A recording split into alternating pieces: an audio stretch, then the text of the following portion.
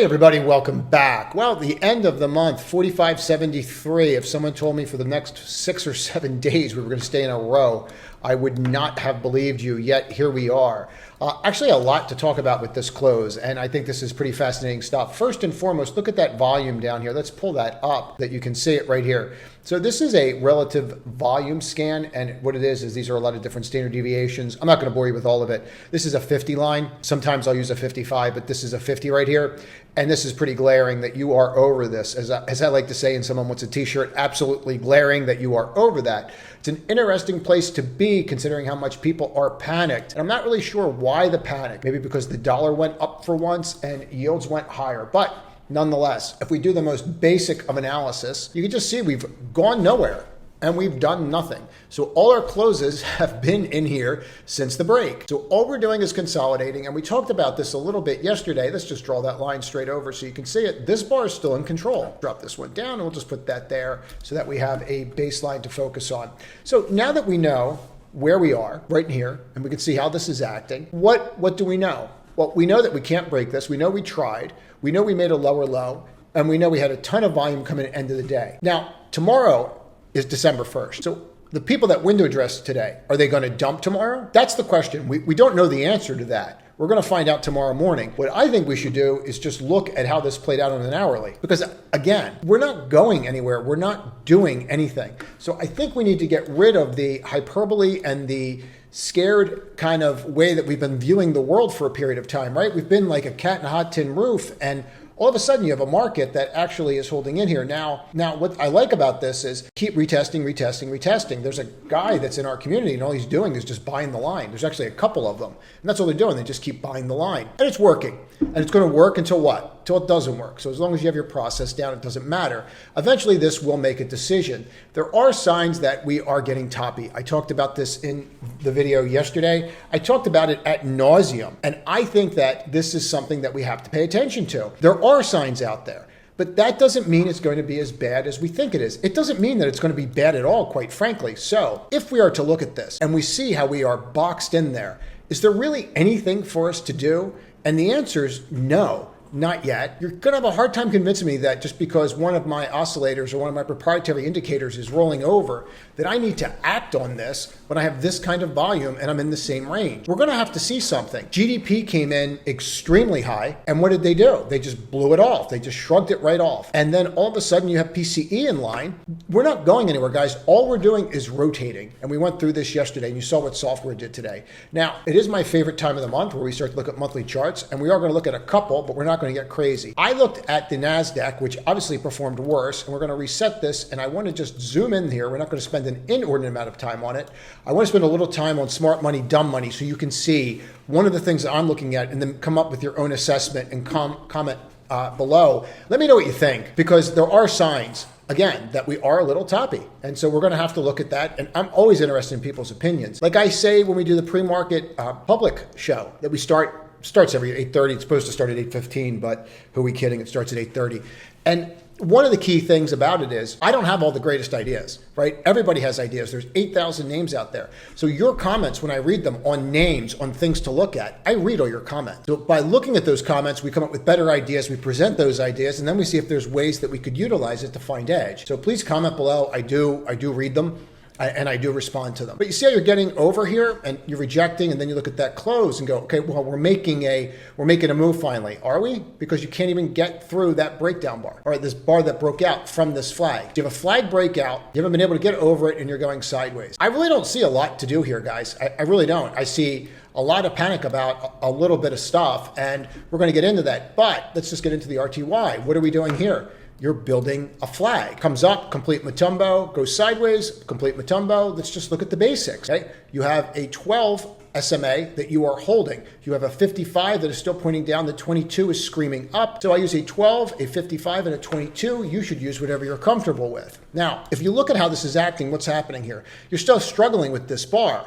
All right, well, did anything change today? Is there any kind of change to what transpired? And we go through it, and the answer is no. But if we zoom out on these charts, which we're about to do, here's the 10-year. I really don't feel the need to panic because we went from 5%, and instead of being at 4.25, we're at 4.35. I just don't think I need to panic over 10 basis points. The VIX is telling you everything you need to know. I will clean those lines up because I really don't need them, but the VIX is telling you everything you need to know about. Are they buying protection? Are they not buying protection? Right? We are completely overbought on any metric that you would use to look at the market. For example, if you look at the SOXX here, this is where I'm going. I'll give you an example. You're overbought. So clearly overbought, what should happen? Well, we should be coming down. No, we can't even make a lower low. Right? So what should be happening versus what's happening are two different things. And that's the one thing that I always try to stress to people. You want to look at what's actually happening. So if we go there and we look at these little spots where we were over 70 and then how we acted over there, you can see this really clearly. This is where we stopped getting $1.7 trillion in the market, just FYI. That's why it did what it did. That's why the process that you're using to trade right now does not work the same way. You don't have the same catalyst. Actually, the stool works. People like the stool a lot. We go over that. And the reason for that is because it works, because it's real. The stool is real. And what I mean by that is you need to know macro.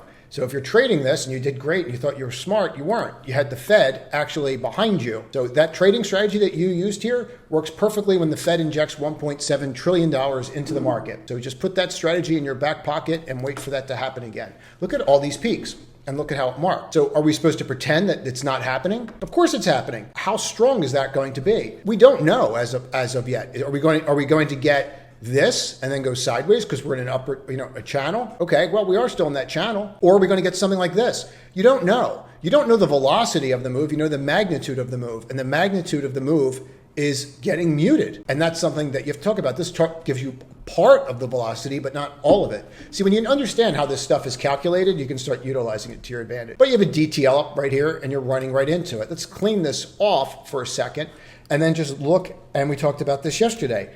All we're doing is rotating. That's all we're doing. We're just rotating. And then look at this today, and we just talked about this. We were going over this yesterday and go, well, someone wants to be in XBI. And then you're seeing XBI break out today because people are realizing these companies are completely undervalued. Let's get rid of all this stuff. And what do we have here? We have a deal where they're going to get bought out at 32.21. By the way, guys, we have the most cash in private equity, meaning dry powder, that private equity has ever had in the history of private equity. Right? So when yields start coming down and deals start making more sense, you're going to see so many deals that it's going to be disgusting. You're going to see so many deals next year because they have all this capital and either put it to work or you have to return it so that they can put it to work. You can't just keep it in there and just earn your fee. They won't give you money next time on the private equity. So they have to put it to work. That's what you're going to start seeing happen here. And you're going to start seeing deals, bridge loans, that kind of stuff. Maybe it'll be a corporation that buys IMNG, for example, but the bridge loan, in order to do it, that might come from a private equity firm or a firm that specializes in special situations. Either way, I expect to see more of these deals,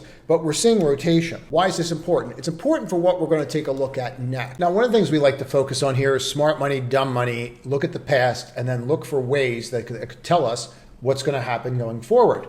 And there's a couple things here. Number one, we don't refer to this as smart. We don't refer to this as dumb. This is going to be institutional, and this is going to be retail, because sometimes retail is telling us a little bit more. So keep that in mind as we go through this. We don't refer to this as smart or dumb. We refer to this as institutional, and we refer to this as retail. If we take a look at what's going on here, we're going to notice that in red is retail and in blue is institutional. All right, so we've talked about this about 2 Saturdays ago, but I want to just point out something that we're noticing. If we take a look right here, these peaks and then how you start to roll down. Peak, roll down, especially when you're over this level right here. What are you seeing happen? Well, you're seeing a lot happen, aren't you?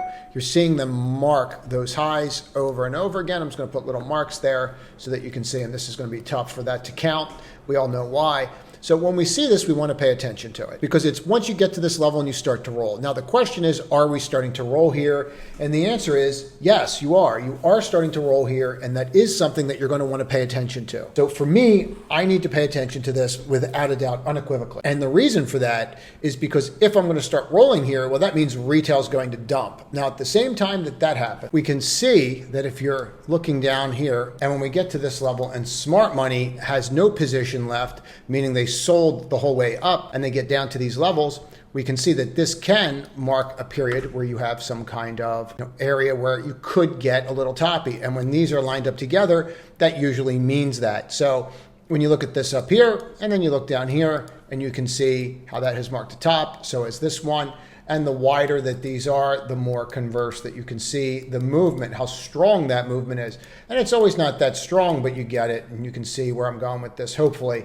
So what are we doing here? Well, we don't know the magnitude of this move. We certainly don't know how bad it's going to be, if it's going to be bad at all. But what we do know is that we are getting to a point where retail in and of itself is overbought, and institutions are getting to the point where they're oversold. When institutions buy or start to buy, that usually means that the market is dropping during that period of time. And when that would be when retail tends to sell into that. So that's how I would look at that. This is a 3-year area.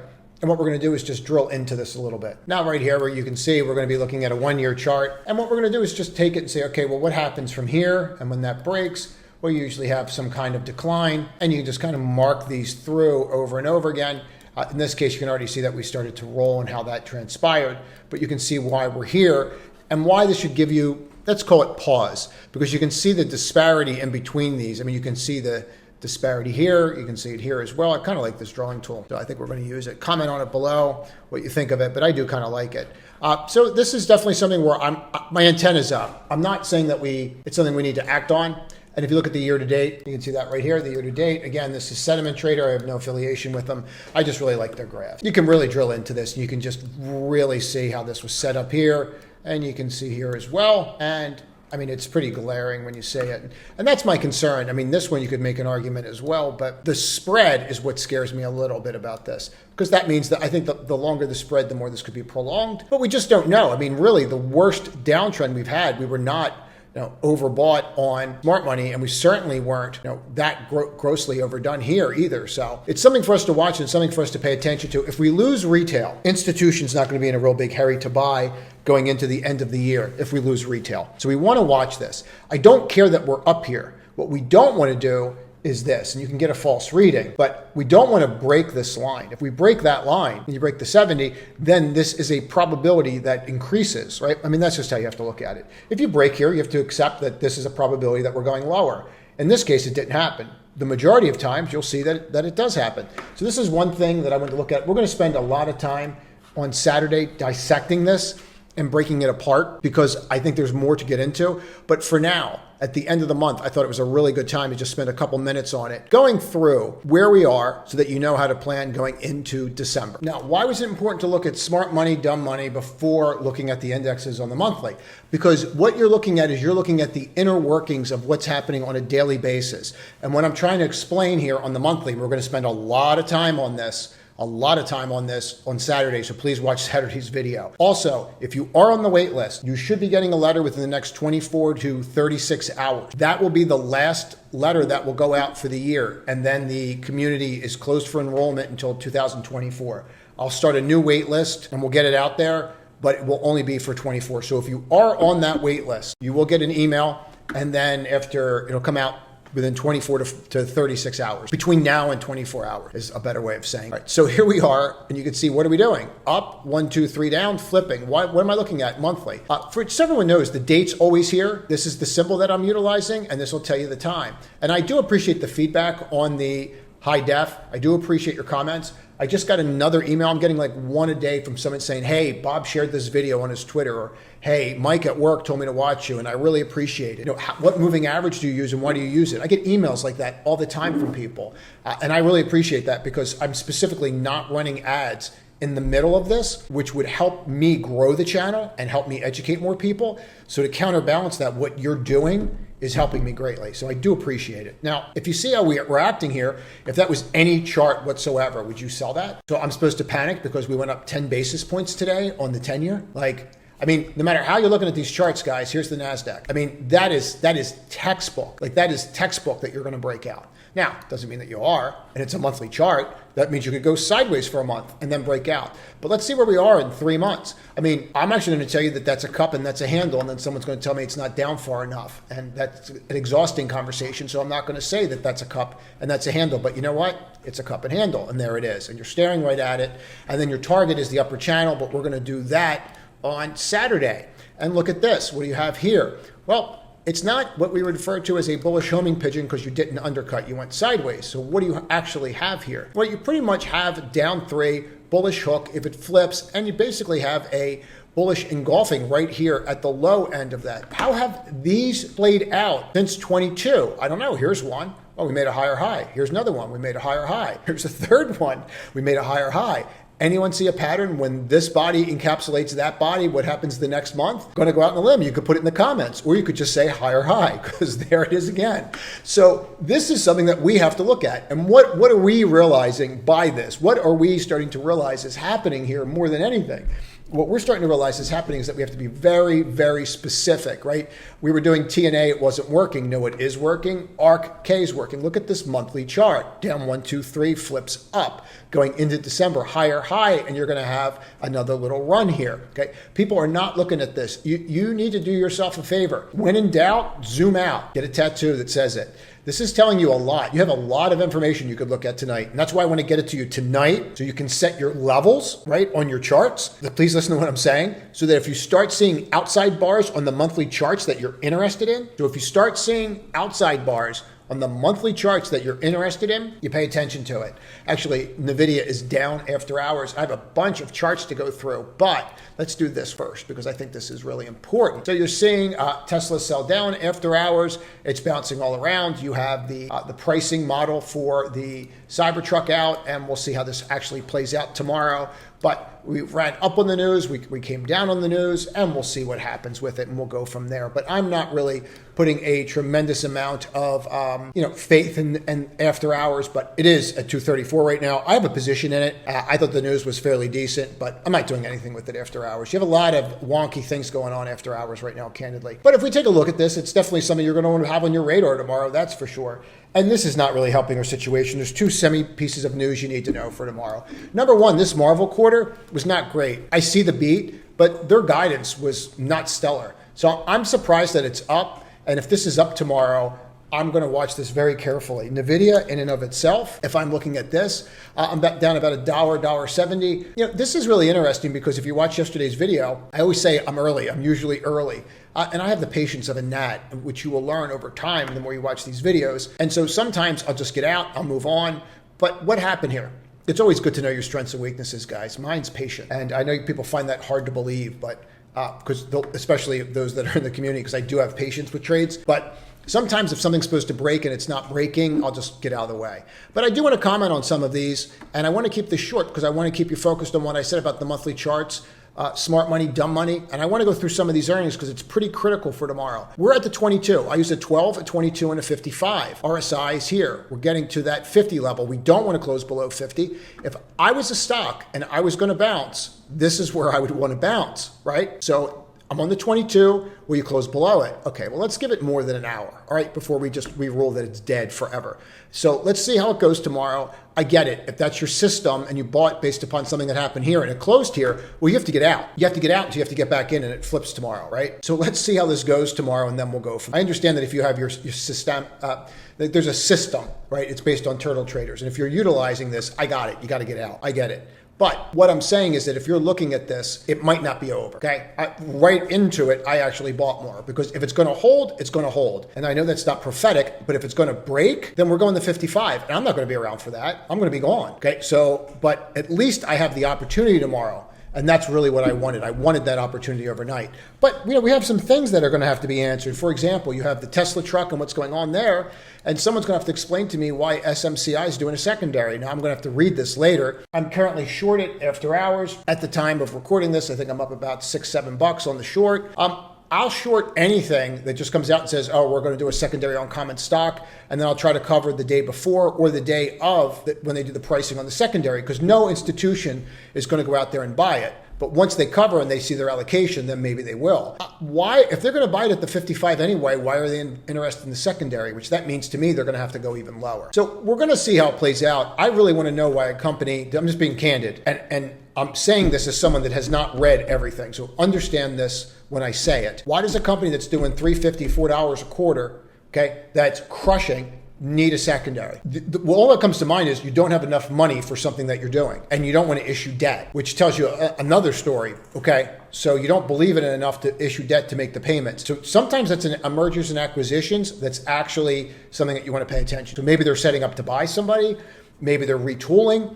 I have to read it. All I saw was boom, secondary, common stock. It's a very simple trade. You put the short on, and that was it. I mean, there's very little to say about it, guys, when this happens. I mean, you can say it. Your move is to get as much stock off short as possible. If you don't short, then you don't do that kind of trade. But these are the easiest trades in the world. I tell people that all the time. Common stock, not mixed shelf, common stock. You have to know the difference. I could actually do a video on this and how to do these trades. If you're interested in that, comment below, and it is something that I'm more than happy to do a video on. But you have a lot of movement here, guys, so I'm going to go through a couple of these, and then Saturday we're going to hit it really hard with a lot of trades and a lot of names and a lot of live trades that we did as well. But I really want to go through the monthly charts with you on this weekend. I think that's really important. But there's some names out there that are moving, and you guys should know it for tomorrow. For example, ULTA had a good quarter. Let's clean up all my nonsense.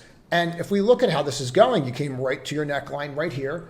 And where would this go? Well, I would think you'd fill the gap. Here's where you broke down. Here's where you tried to close after you gap filled. Here's where you got Matumboed, tried again, couldn't get over the 55. I used a 55, a 22, and a 12. You should use what you're comfortable with. 485 would be my target. That's what I would look for there. I don't think Marvel was that great, guys. This really reminds me of something like this. I think that this up, and again, you never know what this trading up is very reminiscent of this. I just feel the flim flam is there in the trade. The Tesla move, it's going to be interesting to see what the research houses have to say.